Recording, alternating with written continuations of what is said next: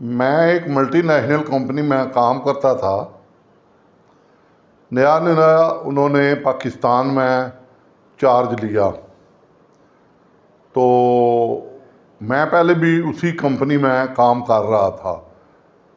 तो उन्होंने मुझे कहा कि आपको हम परमानेंट रखेंगे और आपकी तनख्वाह बड़ी बढ़ाएंगे, सारा कुछ यानी जो जो होता है। मैंने कहा ठीक है। उन्होंने मुझे अपॉइंटमेंट लेटर दे दिया। पहले मैं ऑलरेडी उसी कंपनी में काम कर रहा था, मगर वो कंपनी बेच दी गई, तो मल्टीनेशनल कंपनी ने वो कंपनी अपने अंडर कर ली, क्योंकि उसका लाइसेंस बाहर का था। मैं कंपनी का नाम नहीं लेता क्योंकि वो ज़रा अच्छी बात नहीं होती। तो बहरहाल मैंने काम करना शुरू कर दिया। तो उन्होंने मुझसे 3 महीने खूब काम लिया।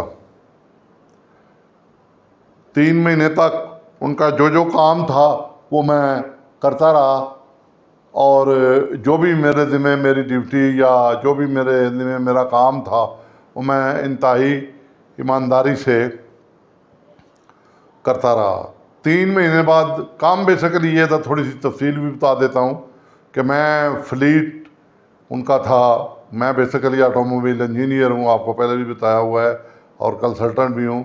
तो एज ए मैनेजर मैं वहाँ ट्रांसपोर्ट मैनेजर था, तो मैं उनका पूरे फ्लीट को रेडी करना था, क्योंकि जो पहले सेठ बेच के जा रहा था उसने उस पर ख़र्चा नहीं किया था। तो ज़ाहिर बात है, फिर उन्होंने एक्सपेंस करके तो पूरे फ्लीट को, कोई 150 का फ्लीट था, उसको उन्होंने रनिंग में लाना था। तो उन्होंने 3 माह में मैंने फ्लीट जो है उनका वो रेडी कर दिया, और गाड़ियाँ हर तरह उनकी चलनी शुरू हो गई। उन्होंने मुझे अप्रिशिएट करने की बजाय 3 माह बाद नौकरी से फारग कर दिया कि आप हमारे साथ नहीं चल सकते, आपको कहीं और नौकरी दिला देते हैं, यानी वो जो झूठे तसल्ली होते हैं। तो बहरहाल मैंने वहाँ से रिज़ाइन कर दिया। औज़ुबिल्लाहि मिनश्शैतानिर्रजीम, बिस्मिल्लाहिर्रहमानिर्रहीम। आज मैं जो वीडियो जिसकी तमीज़ थोड़ी सी मैंने बताई है वो लेकर हाज़िर हुआ हूँ। ये मेरी अपनी ज़िंदगी का सच्चा वाक़या है। सॉरी, मैं यहाँ कोई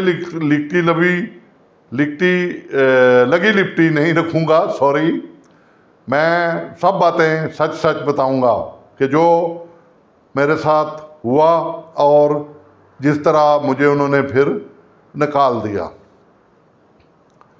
तो ये एक फैक्ट्री थी ब्योरज की। अब आप समझ गए होंगे, मल्टीनेशनल कंपनी थी जो कि बोतलें बनाती थी। ये पहले सेठ के अंदर थी। ये तकरीबन कोई आज से 15-20 साल पहले की बात है।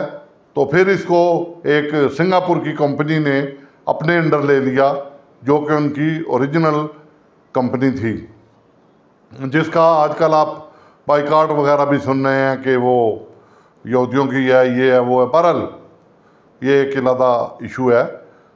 तो वो बहरहाल उस कंपनी में ने मुझे रखा गया।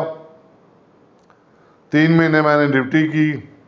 3 महीने बाद उन्होंने देखा कि फ्लीट सीधा हो गया है, तो उन्होंने अपने बंदे रखने के लिए मुझे फारग कर दिया। आप यकीन करें, उन 3 महीनों में मेरी जो रूटीन थी ड्यूटी की वो ये थी कि मैं सुबह तकरीबन 7:30 बजे जाता ड्यूटी पे, और रात को 10-11 बजे वापस आता, क्योंकि मुझे था कि मेरी जॉब अच्छी चल रही है और कंपनी अच्छी है, मल्टीनेशनल कंपनी है, तो ये बाद में अच्छा पे भी करेगी, तो सारी चीज़ें मिलेंगी और मैं आराम से अपना काम करता रहूँगा। तो मैं लगा रहा।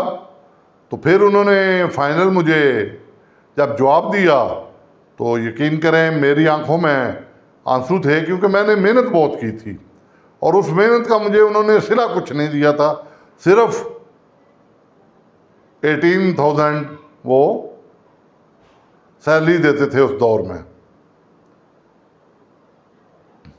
और बाकी बोतलें वगैरह थी, वो जो इंसेंटिव होता है थोड़ा बहुत वो दे देते थे, और कुछ नहीं था। उन्होंने कहा था देखिए 3 महीने बाद हम बढ़ाएंगे। बहरहाल सिलसिला चलता गया, मुझे उन्होंने निकाल दिया। तो मैं चलते चलते मेन रोड पे आ गया। मुझे उन्होंने कहा जी गाड़ी देते हैं आपको, वो उतार आएगी आपको घर में। मैं अब रिज़ाइन कर दिया है, मुझे आपकी गाड़ी की ज़रूरत नहीं है, तो मैं चला जाऊंगा। तो बहरहाल मैं आ गया। इस वीडियो को आखिर तक देखिएगा, इसमें एक बहुत बड़ा सबक है आपके लिए, और वो मैं आखिर में आपको बताऊंगा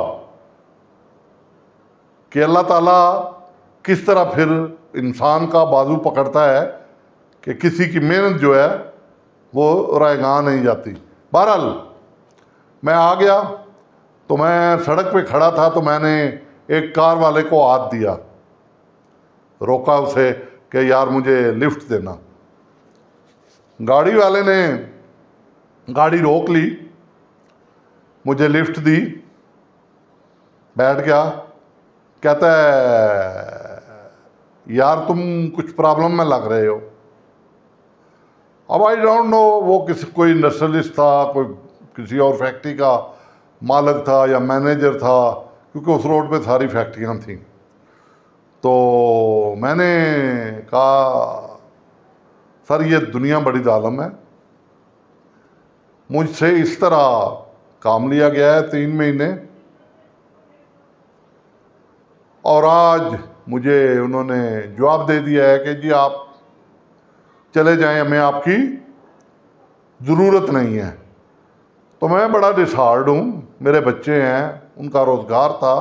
हाँ, अगर कोई गलती मुझसे हुई हो, किसी वजह से उन्होंने निकाला हो, तो मैं कहता भी कि इस वजह से मुझे निकाला गया है। बहरहाल मैं जो है वो आ गया, घर पहुंचा, मिसिज से बात की, मिसिज ने मुझे हौसला दिया, कोई बात नहीं, अल्लाह ताला बेहतर करेगा। तो मैंने खैर अखबार उस दौर में होते थे ज़्यादातर, अखबार उठा लिया और असामियाँ देखनी शुरू कर दी। तो दूसरे दिन मैंने वहाँ पर एक असामी देखी जो कि एक आइसक्रीम की फैक्ट्री की थी। तो मैंने फ़ोन किया, अप्लाई किया। उनके आइसक्रीम के मालिक ने कहा बिल्कुल हमें चाहिए, आप कर लोगे काम? मैंने कहा जी बिल्कुल, काम करना है तो तभी फ़ोन पे बात कर रहा हूँ आपसे, रिक्वेस्ट कर रहा हूँ। हाँ ठीक है, कल आप इंटरव्यू के लिए आ जाएं।